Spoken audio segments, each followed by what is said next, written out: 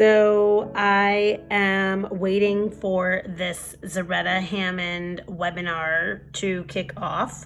Parents as First Teachers, Supporting Reading Development at Home in Culturally Responsive Ways.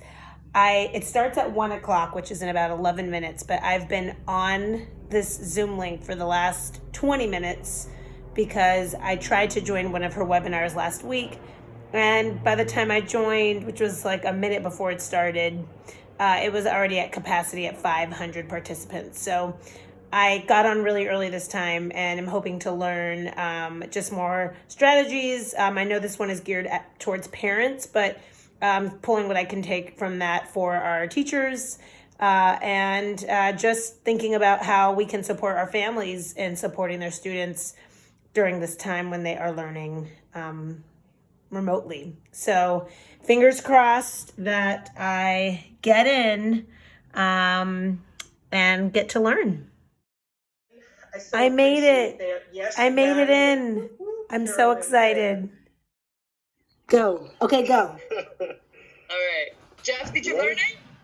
What's that? Oh, you were there. Yeah, you know it. Yeah. Everybody was there. Okay. Tanya learned it. Okay. You're good to go, G? I'm ready. All right, here we go. Ready? Middle school. Team. Yay. Bye, you all. A selfie. Well, I just got back from a morning run.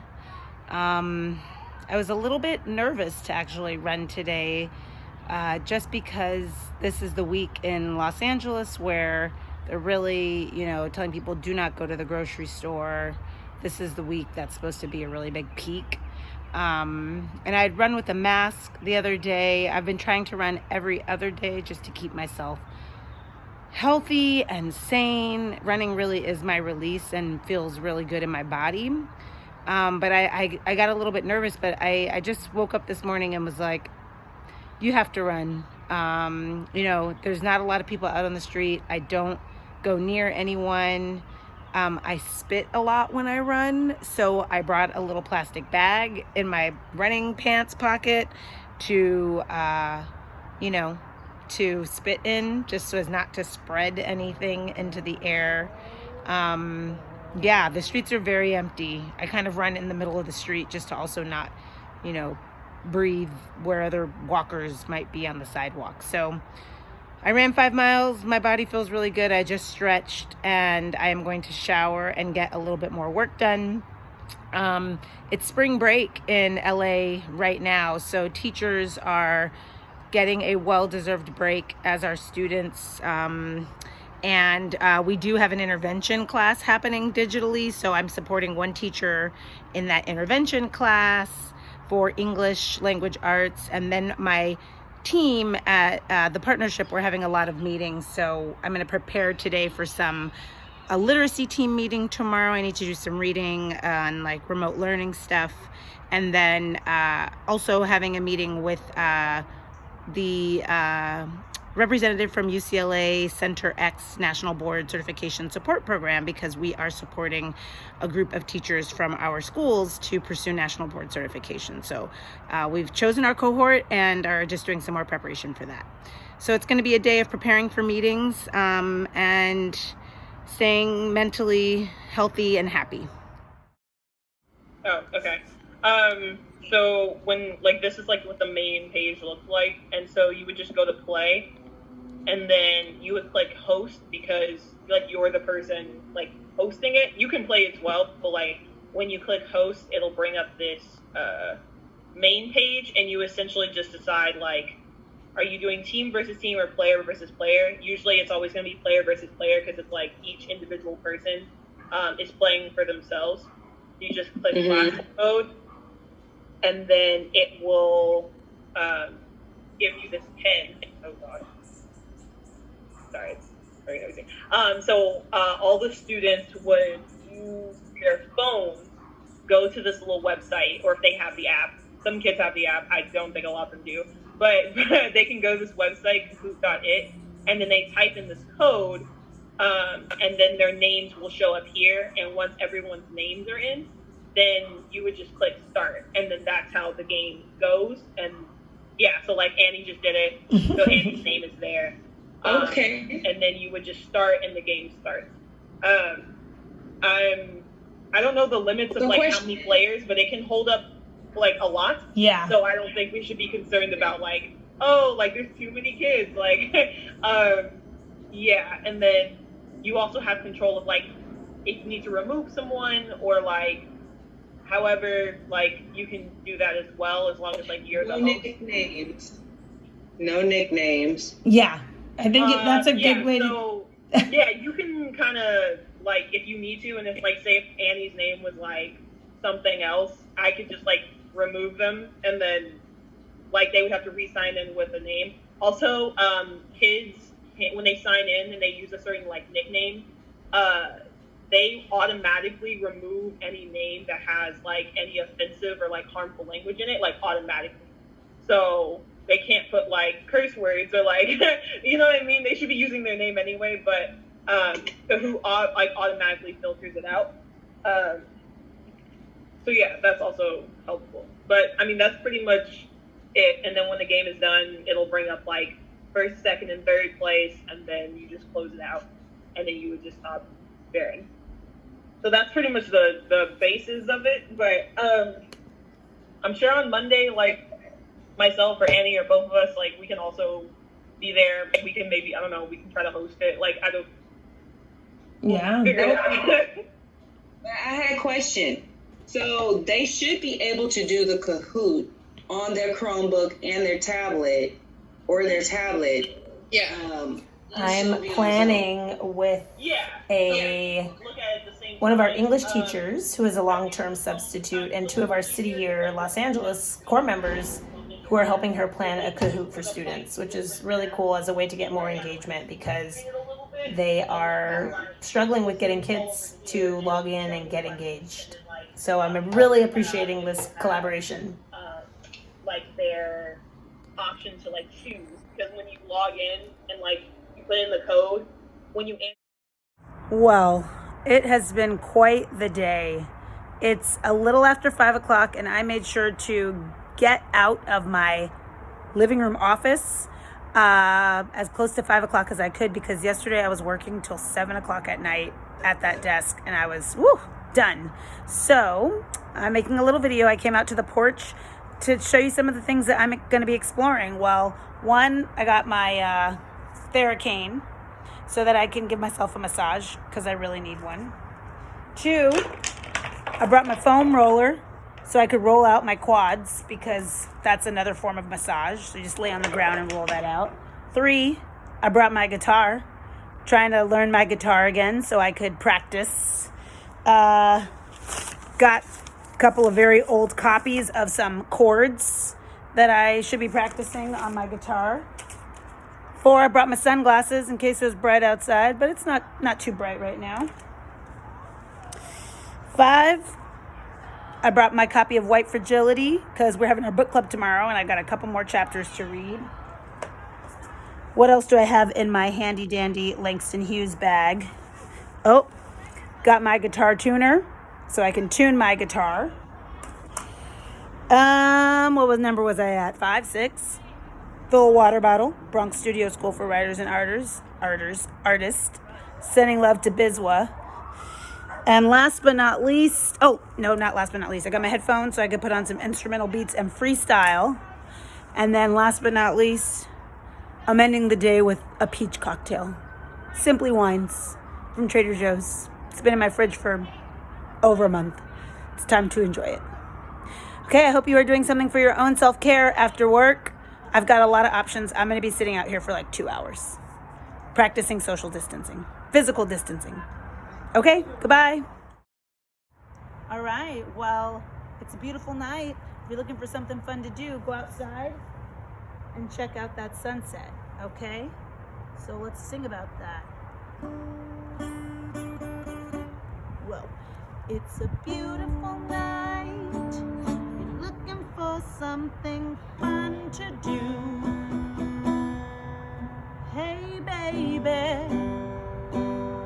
The universe made a sunset for you.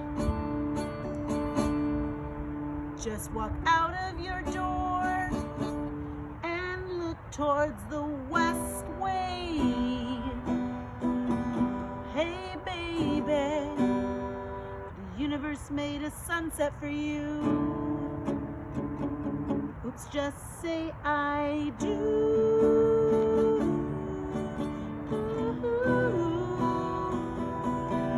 Go outside right now, baby. Go outside right now, baby, baby, and look at the sky.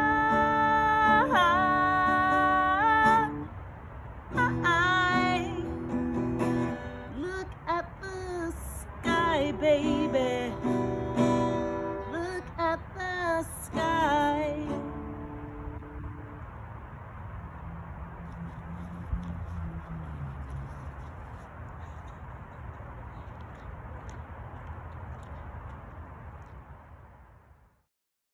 Okay, it's about 12 o'clock, time for some lunch, but I am going to take a 20-minute bike ride around the neighborhood because I need to get out, be in the sun. I didn't get outside too much yesterday, and I could really feel a difference in my body. Being on Zoom calls, facilitating PDs via, Zoom, and even then hanging out with friends on Zoom, and it's a lot of device time. So it's a beautiful day. Got my shorts on, my flip-flops, and I am going to just enjoy. I've got a mask, and I've also got a thing to put around my face if I need it. So the mayor of LA is now saying that we should be, anytime you're out and about, wearing masks. And there's a postal person delivering the mail, and he also has a mask. So gotta stay safe. Okay, I started today's run when there was a break in the rain, and I ended it in a downpour. But it was my first day of running with a face mask covering, which for 3.5 miles was doable. I'm not sure if this is the best one because it's so porous, but it does allow me to breathe. But is it really doing anything? I've got to do a little more research. I just tied it around my face and got my run on. Oop. It stayed up when I was running. I put it above my hair. But anyways, it's raining. My shoes are soaked. You can't tell because they're black. I'm going to stuff them with newspaper, which is my old trick to dry them out. All right. I hope everybody has a wonderful Monday. Hello. Well, I am making a month of April self-care bingo board for myself. There are some things I've been wanting to do and have not been doing for myself in terms of self-care during this time of self-quarantine and COVID-19. So I was gonna put it on a piece of cardboard, but I felt like this was too small. I feel like I needed to be big, up on a wall. So the only, if I was at school, I would just normally use poster paper, butcher paper, or chart paper, but I don't have any of that. So the only big paper I could find was this old wrapping paper. So I'm gonna use this beautiful Bright Star wrapping paper to make my self-care bingo board. So I'm gonna just take a little bit of time to get it all squared away, make sure it has the right measurements, and then I'm going to decide what are the things that I want to do to take care of myself during this month of April and this month of staying at home to keep myself and others safe. So I'll keep you posted. I am doing my very first puzzle ever. My 8 and 6-year-old nephews let me borrow their Incredibles puzzle. And so I've been working on it for about an hour and am making some progress, as you can see. But now I'm getting to the hard part where everything is really just orange and black and red. And there's a couple of distinctions down here, but I needed to give my brain a break from reading digitally and, emailing folks today in preparation for some meetings tomorrow. So I decided to try out a puzzle, which a lot of people are doing online, and I thought I'll try it. I'm gonna finish it tonight, so wish me luck. Okay, I've been sitting here for the last 2 hours working on this Incredibles puzzle, 300 pieces. This is the last piece that I am about to put in. So here we go. There it is. There it is. I did it. My very first puzzle. I've never done a puzzle by myself. And my nephews gave me this puzzle during the time of self-quarantine. So today I decided to do it. I feel very accomplished. And now I'm going to eat some dinner. I am heading out for a bike ride. I took today off just to give myself a little bit of rest. I was really tired and needed to just have a day for me. So I slept till about 1 o'clock, and it's about maybe 4 o'clock now, and I am going out for a bike ride. There's a break in the rain, and I'm gonna try to get a 6-mile bike ride in just to move my body a bit, keep my spirits up, and get that dopamine going. Okay. Today was an interesting day. A lot of ups and downs. I was strangely sad. I mean, not strangely, but I was crying this morning. And I wasn't exactly sure why. I think just the weight of everything and figuring out the best ways to support teachers, to support our students, and how hard that's been.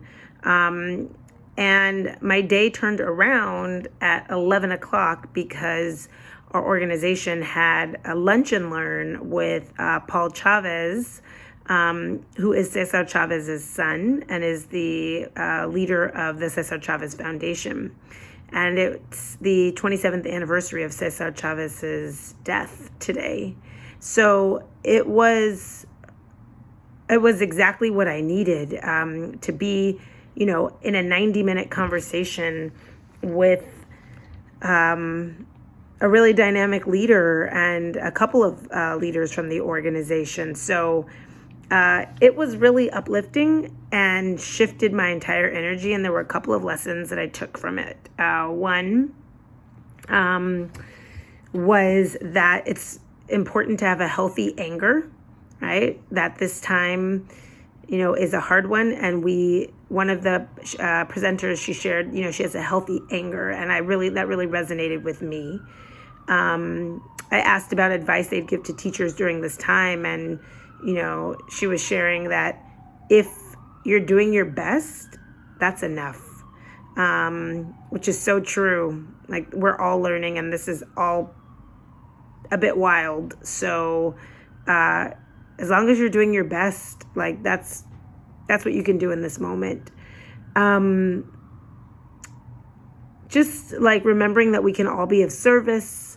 And Paul Chavez shared this really beautiful story about a conversation he had with his dad when he was a labor organizer. And I don't remember the exact context, but he shared that, they were organizing and like for this legislative bill to pass, and it didn't pass by like one vote. And he was really devastated, and he was driving home with his dad, and his dad said, well, did you, leave any stone unturned? And he said, no, Dad, I did this and I did that. And he said, is there anything else that you felt like you could have done? And he said, no, I made sure of this, I made sure of that. And he said, son, our work is not like a baseball game where after 9 innings, one team wins and one team loses. It's not like a political race where after election day, there's a clear winner and a clear loser. He said, in the work of social justice, you only lose when you give up. And when he said that, I was like crying, but good tears of a reminder to not give up, and to, no matter how hard this work is right now and how many, inequities are being pushed up to the surface for everyone to see and impacting my students in really profound ways, that we don't give up. We only lose when we give up. So that was a wonderful reminder that I needed today. So I just got off of a video conference with a teacher, one of our 6th grade teachers. And yeah, I feel like the conference with him really captures the challenge that we're having right now, which is getting in contact with kids, and ensuring that students are actually, if they are able, based on whatever's happening in their home, able to continue to stay engaged in the learning through school. And then B, once you do have them, what are we planning that is going to be engaging for kids? Because the way that we were doing things in the classroom is not going to work in this remote emergency distance learning world. So what kinds of shifts do we have to make so it's more fun and kids want to come to school from their homes? So that has been, I think, the biggest struggle, ensuring that we can get in contact with them and they're safe and they're okay, and then supporting them with whatever they need. But then B, once that is in place, how do I create something as a teacher for you that is going to make you want to be on a device to learn what we're trying to do and then go and do it? That's been, I think, one of the biggest challenges of this situation.